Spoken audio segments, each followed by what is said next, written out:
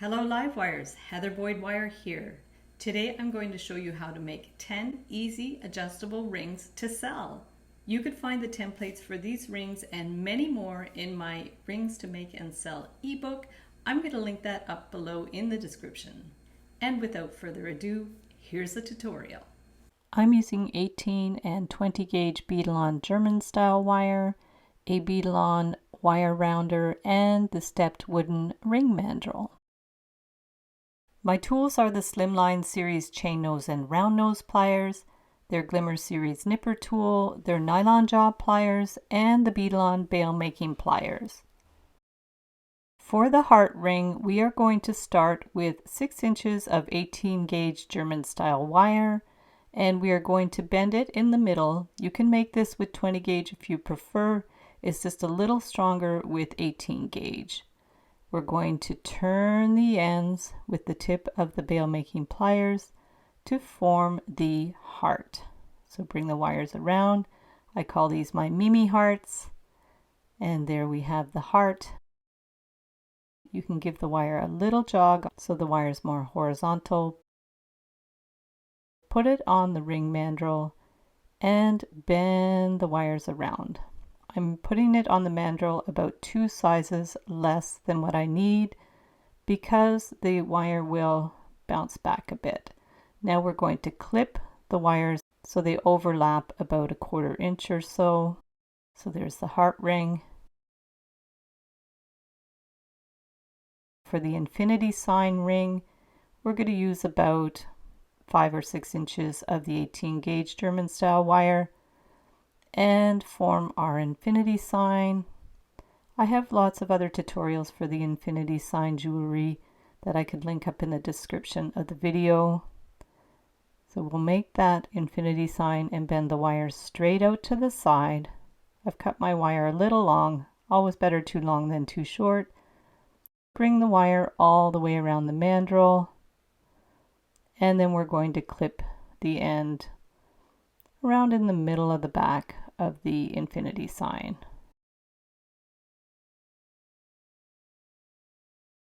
For the simple beaded ring, we are going to use about 3 inches of the 18 gauge German style wire and wind it around the ring mandrel. Remove it and add a 6 millimeter miracle bead. Slide it around to the center. Now take a contrasting piece of artistic wire. You can use 24 or 22 gauge. And we are going to wind the wire on both sides of the miracle bead. You can use any bead you like. I'm going to bring it around. You'll just want to make sure your bead has a big enough hole that you can slide this extra wire through. Now wind the wire in a way that it's going to be snugly against the bead on both sides, and you can wind it around anywhere between 4 and 6 times, even more if you like. We will clip the ends and then also clip the wire for the band, so there's about 1/4 inch of overlap. Tighten up those little springs, make sure there's no slack. Soften the end with the wire rounder. There's your finished ring. For the wave ring, I've made these with paper clips before. We are going to bend the wire at the halfway point. We want to make sure that it's really tightly bent there, and with both wires in the bail making pliers, we're going to turn it around to form the wave. Bend the wire out on either side and just spread it a wee bit, making sure the wires are going out on either side of the wave. Put it on the ring mandrel. I cut my wire a little too long, better too long than too short. Cut them at the center back, leaving about 1/4 inch or so of overlap. Give it a good little clip and round the ends. You can hammer these rings to make the bands more solid. The German wire is half hard and tends to hold its shape quite well. For the simple coiled ring, we're going to take about 3 inches of 20 gauge German style wire, and we're going to wind it around the ring mandrel about 2 sizes smaller than what you need, because the wire bounces back and you'll see it makes a size 7 if you wind it around size 5. And we're going to clip the ends. This time we're going to clip them so they're flush together. Now we're going to take about 5 inches of the 20 gauge gold artistic wire and wind it around a piece of 18 gauge wire to make a coil. Holding it firmly, winding it around, you could make about 1/2 inch or so of coil, depending on what kind of look you want.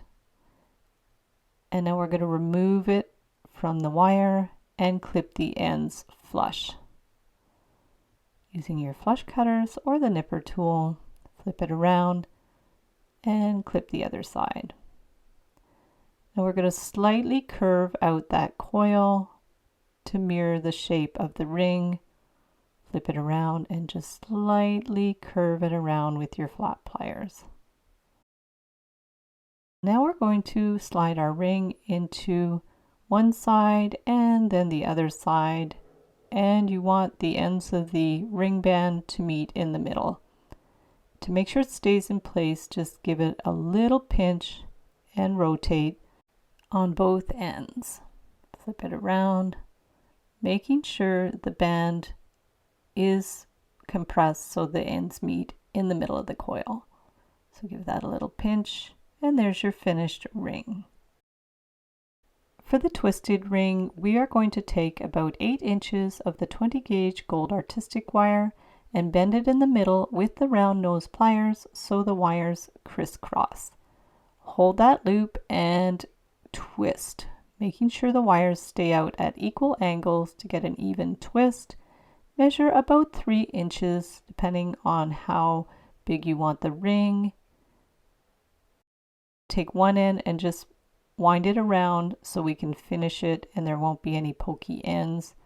Clip it with the flush cutters or nipper tool and press that little end in so it's flush.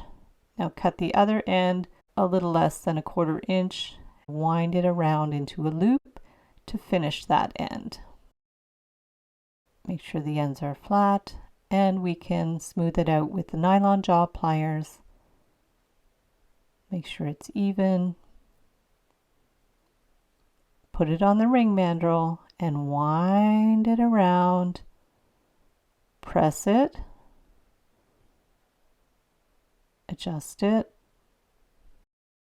Do any little last minute adjustments with your pliers to make sure it's nicely curved around.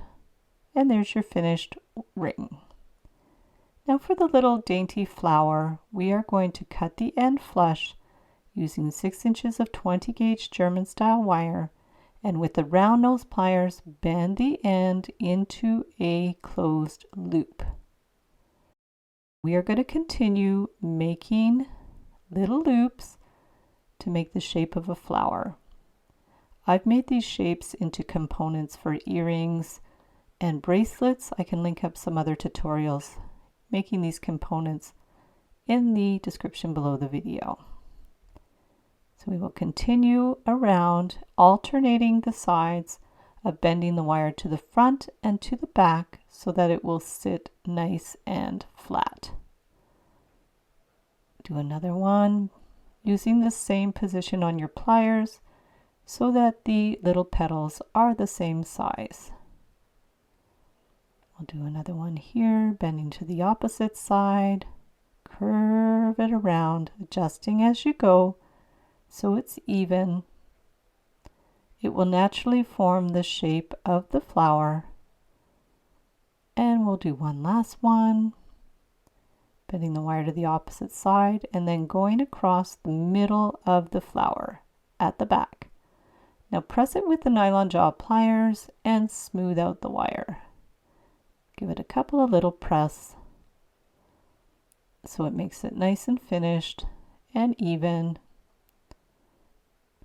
Put it on the ring mandrel, hold it with your thumb, and bring the wire around. You'll see it jumps out a little bit, 2 sizes bigger. Clip the end so it ends around in the center back of the flower. Soften the end with the wire rounder.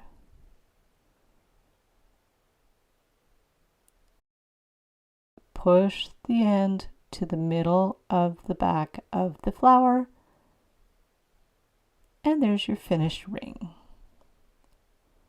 This one's really fun for the geometric ring. It's a little more tricky to get the shape, so bend the wire in half, hold it with the flat nose or chain nose pliers, and give it a good little push to make a sharp angle.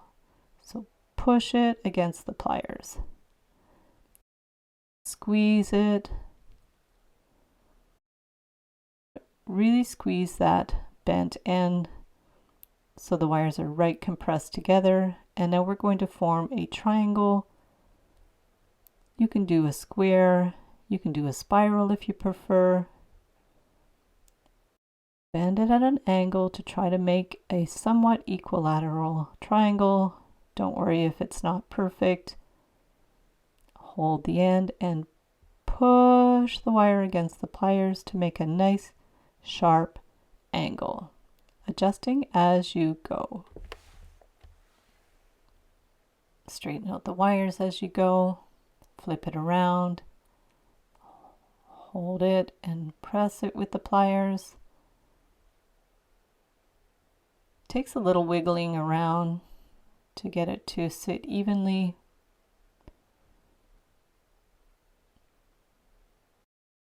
Hold it with the nylon jaw pliers and push the wire around to follow that triangle shape. You can go around as many times as you like to make this as large as you like. Just keep rotating it around, hold it and push the wire until you like the size. We'll keep going around. Take your time with it. Hold it and push. Do little bends at a time. It's coming out really nicely. It's a really cool design. Keep pressing so the triangle stays flat. Now we're going to take the round nose pliers and bend the one wire out. Put it on the ring mandrel, hold it with your thumb, and bring the wires around. Just bring it right around. And the other one. Put it on the mandrel a couple sizes smaller than what you need because it does bounce back. Clip the wires at the center back, leaving a little bit of overlap so it is adjustable. Clip the other end. Soften the ends with the wire rounder. This is also called a burr cup tool. I'll link up all my tools in the description below, and here's the finished ring. Now this is a fun, easy one, the zigzag ring. Use the German style wire for this because it's going to hold its shape better. You can use 20 or 18 gauge. Hold the end with the chain nose pliers and bend. We're just going to try to get all the sides the same size. So using the same spot on your pliers. Some people like to draw a little Sharpie mark on their pliers to know where to bend the wire. We're going to measure about 2 1/4 inches depending on your ring size. Clip the other end flush. You can soften the end with the wire rounder on both sides. Flatten it out with the nylon jaw pliers. Make sure it's even. Put it on the ring mandrel. Hold it with your thumb and bring it around. Adjust the ends so they fit one inside the other. Give it a little press You'll see it, they just catch each other like that at the back, and there's your finished ring. This is a Celtic style ring, pretty simple, very pretty. Bend the wire in the center with the round nose pliers and bring the wires out on both sides. Now with the round nose pliers again, we're going to form a couple more loops, alternating the side that we're bending to so it will sit flat. 1, 2, 3, and then 4 loops. We're going to do 5 loops all together. I have quite a few tutorials for Celtic style jewelry that I can link up below in the description. Bring it around to both sides, adjusting it so it's even. Might have to wiggle the wire a little bit. Now hold it with the nylon jaw pliers, give it a little press, and bend the wires out to both sides to form the ring band. Hold it on the ring mandrel, bring the wires around. I almost thought I ran out of wire, but I had just enough for this one. Press it. You'll see it bounces back. Clip the ends of the wire to have about a 1/4 inch overlap. Flip it around. Clip the other side. Soften the ends with the wire rounder. Put the wire into the end of the rounder and rotate it back and forth.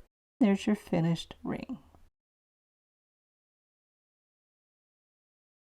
Be sure to pick up my Rings to Make and Sell ebook, which is available in my Etsy DIY shop. You can use the coupon code SAVE25 to save 25% when you purchase any 5 ebooks, templates, or tutorials in my shop. Thanks so much for watching the video. Be sure to give it a big thumbs up and subscribe to my channel for lots more wire art and jewelry making tutorials. Join the Wire Makers Club on Facebook to share pictures of your wire art and wire jewelry. Hop over to the Wire Lady TV channel every Wednesday at 1:30 p.m. Eastern Time, where I troubleshoot new ideas for wire art and jewelry, and I welcome your ideas and special requests. Thanks again for watching, and we'll see you the next time.